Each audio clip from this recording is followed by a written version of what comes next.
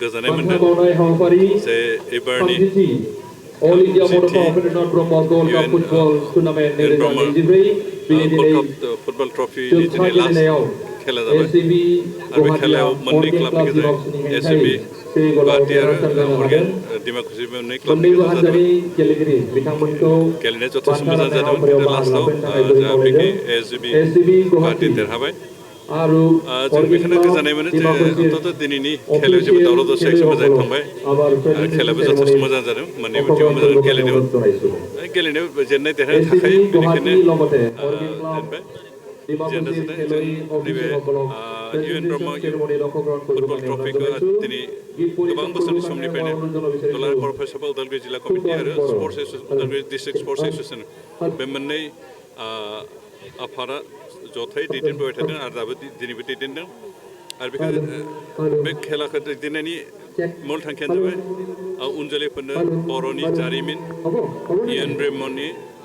जातिनि प्रति जि कन्ट्रिबिउसन लोगोसे बर'नि मा बुंगोन इउएन ब्रह्मनि जिथु जारिमिन बेखौ जुगामि खालामनाय बे थांखि लानानै बे खेलाखौ दैदेननाय जादों आरो लोगोसे बे खेलानि गेजेरजों उन जोलैनो जों गेलेनायनि बागै थुलुंगा होनाय बिथांमोननो मोजां खेला दिन्थिनानै गाव गावखौनो जाहाथे फुटबलनि साफा साफा नेसनेल बा स्टेट लेभेलनि इन्टारनेसनेल लेभेलनि प्लेयार जाहाथे दाना लानो हायो बेबायदि मोनसे खाबु होनाय आरो बे खाबुखौ जों थांनाय 30 बोसोर होबाय थादों आरो उनावबो होलांबाय थागोन बेनिखायनो जों आसा खालामदों जि थांखि लानानै बे खेलाखौ दैदेनबोदों बे खेलानि बे थांखिया जाफुंसार जागोन आरो बेनिखायनो जों बे थांनाय समफोरनि जिफोर माबा समाव जों नुदों जे नैबे खेलायाव बाहागो लानाय गोबां प्लेयारानो नेसनेल लेभेलनि प्लेयार हिसाबै गावखौनो दाथायहैनो हादों आरो जों आसा खालामदों उननि समफ्रावबो जोंनि बे ओनसोलाव थानाय बर' सेंग्रा सिख्लाफ्रा गाव गावखौनो मोजां प्लेयार हिसाबै दाथायनायनि मोनसे खाबु मोनगोन खारन बियो मोनसे स्कप जेरावहाय नायनानै फुटबल खेलानि टेकनिकफोरखौ सोलोंनो हायो आरो बेनिखायनो बे खेलाखौ जों होदों आरो बे जोंहा मोजाङैनो फिथाइ थायदों गेलेनायनि अनगायैबो जों जाति हिसाबै गावनि रोखा सिनायथि लाखिनोबा हारिमुखौ नांगौ जायो आरो बेहाय जों सम सम हारिमुनि हाबाफारिबो लादों गोबां समाव जों गोबां हारिमु बिदि दिन्थिबोनायनि गेजेरजों जोंनि गेलेग्रा नायग्रा गासैखौबो गोसोआव गोजोन होनायजों लोगोसे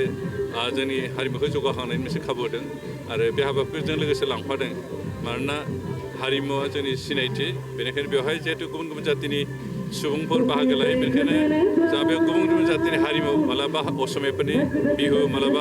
सान्थाल आदिबासिनि मोसानाय मालाबा गरखाफोरनि मोसानाय मालाबा बर'फोरनि बागुरुम्बा बायदिसिना मोसानाय बिदि हाबाफारिखौ लायो आरो बेनि गेजेरजों जोंनि गेजेराव थानाय बे उदालगुरि ओनसोलाव थानाय गुबुन गुबुन हारि हारिसाफोरनि मोनसे खौसेथि दङ जों खौसे जों गोरोबलायना थांना थानाय बे बाथ्राखौ बेनि गेजेरजों जों फोरमायबोदों मेसिन मेड जुवेलारि आरो ट्रेडिशनेल जुवेलारि नोंथाङा बे सिबि जुवेलार्सआव मोननो हागोन डायमन्ड जुवेलारिनि थाखाय 15% अफार होनाय जादों लोगोसे सना बायग्राफोरनि थाखाय 1 ग्रामाव 500 रां खम बेसेनाव मोननो हागोन लोगोसे गोजाम सनाखौ सोलायनायनि थाखायबो स्पेशल रेट बानायनाय जादों